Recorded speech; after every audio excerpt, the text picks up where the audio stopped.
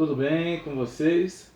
Vamos aqui mais uma videoaula de teologia sistemática, ainda falando sobre o aspecto da salvação e assim entendendo algumas doutrinas básicas concernentes à salvação e aquilo que a transformação em nosso ser é dada mediante ao processo que a salvação é manifesta na cruz do Calvário. A cada momento, meu gatinho, a cada momento a salvação ela é trazida ao ser humano pela fé no sacrifício de Cristo na cruz. Essa fé ela é uma fé inigualável, haja vista que a mesma ela não é uma crença humana, e sim despertada pelo o agente principal, que é o Espírito Santo de Deus, movido pela pregação da palavra. Então são dois agentes que atuam na salvação para o convencimento do ser humano, que é exatamente a pregação da palavra e o Espírito Santo de Deus. Esses dois agentes acabam transformando o pecador em um salvo, trazendo na memória dele o pecado, trazendo na memória dele as faltas que ele tem com Deus, e dessa maneira o mesmo passa a enxergar a necessidade do sacrifício de Cristo na cruz do Calvário. E assim aceita Cristo como o único e eterno Salvador da sua vida. Quando isso ocorre, o mesmo então, pela fé, passa a ser adotado por Deus. E ele é adotado por Deus e ele é chamado então de Filho de Deus, pelo fato de acreditar, de crer em Jesus Cristo. Esse processo de salvação, né, tem a regeneração, a conversão, tem a adoção, a justificação e a santificação. Hoje nós estaremos falando sobre santificação. A santificação ela é um processo externo e interno.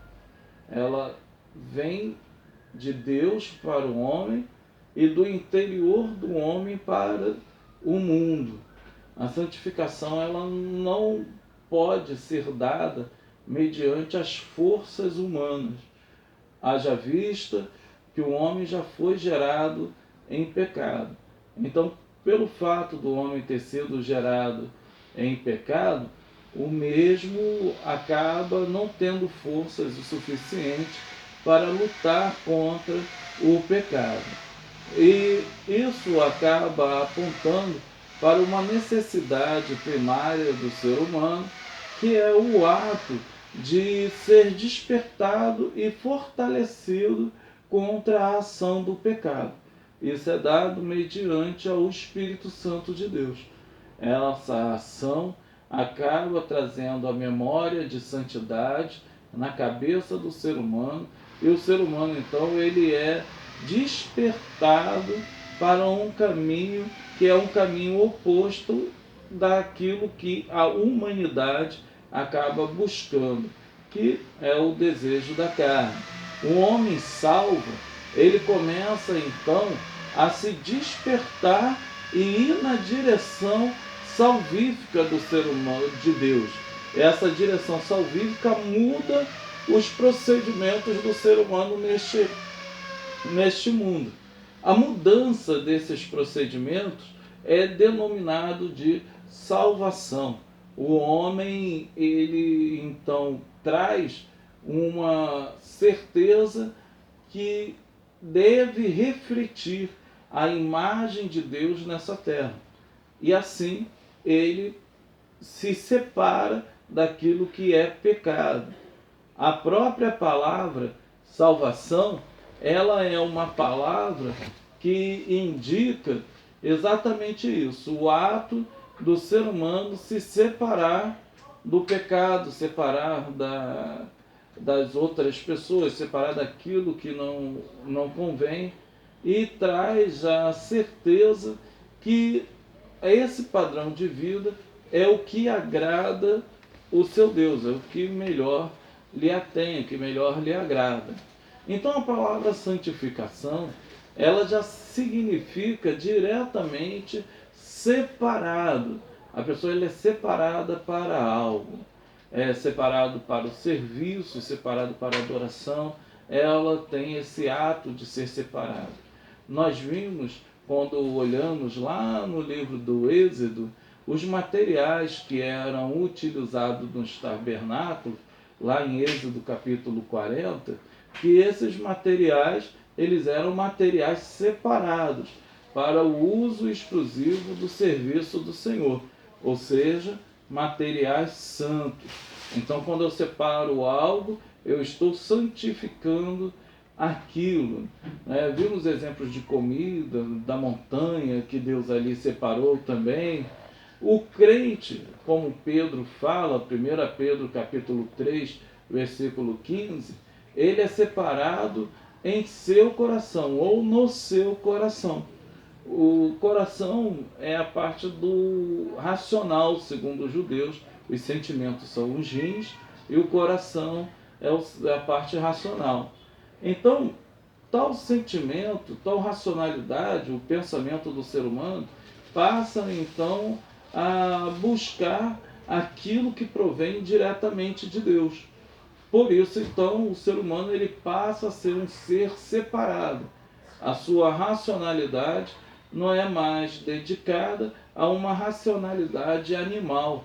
Ela passa a ter uma racionalidade humana, uma racionalidade divina, uma racionalidade dentro daquilo que Deus deseja para a sua própria vida. E isso então atribui aquilo que é santificação. Portanto, santificar ou tornar sagrado não significa purificar ou tornar sem pecado algo, mas sim separar algo a serviço de Deus, no sentido mais estrito da palavra. Em relação a Cristo, santificação ou santidade significa total separação do pecado. Então, no Novo Testamento, quando se fala em santidade, vai falar exatamente desta separação do pecado, não deixar mais com que o pecado habite dentro do nosso coração. Todo cristão, ele deve ter em mente a santificação dada em 3 esferas de tempo: passado, presente e futuro. Ou seja, todo cristão está autorizado por Cristo a falar dessa maneira. Fui santificado aonde? Na cruz. Estou sendo santificado pela ação da palavra e do Espírito Santo. Ainda serei santificado quando eu morrer, ressuscitar e o meu corpo assim for glorificado. Então, a santificação passada. A santificação passada, ela é apontada mediante ao posicionamento do cristão concernente a Cristo. Cristo, ele nos coloca numa posição de santidade, separados do mundo. Nós não temos mais o prazer no mundo, então passamos a ser santificados. É o que é ensinado em Atos dos Apóstolos, capítulo de número 20, versículo de número 32, que acaba falando concernente a isso. No novo nascimento, cada crente está sendo eternamente santificado por Cristo. A santificação em Cristo, apesar de ser completa e eficaz, ela se manifesta em nossas vidas, na parte prática, numa forma progressiva, aonde somos sempre santificados, como eu disse anteriormente. Fui santificado em Cristo, estou sendo santificado pela palavra e pelo Espírito Santo, estarei sendo santificado quando estiver o meu corpo glorificado. Então, quando falamos de santificação, acaba mostrando que é o ato de retirar a família de Deus do domínio do diabo, através do pecado. O pecado, então, ele passa a ser quebrado na cruz do Calvário. Essa corrente que atava o ser humano, ela é totalmente quebrada, e pelo fato desses aguilhões serem quebrados, o ser humano então passa a viver uma vida de santidade. Então, quando falamos desta maneira, nós podemos dizer com plena convicção que estou santificado em Cristo Jesus. Terminamos essa primeira parte, já estaremos indo para a segunda.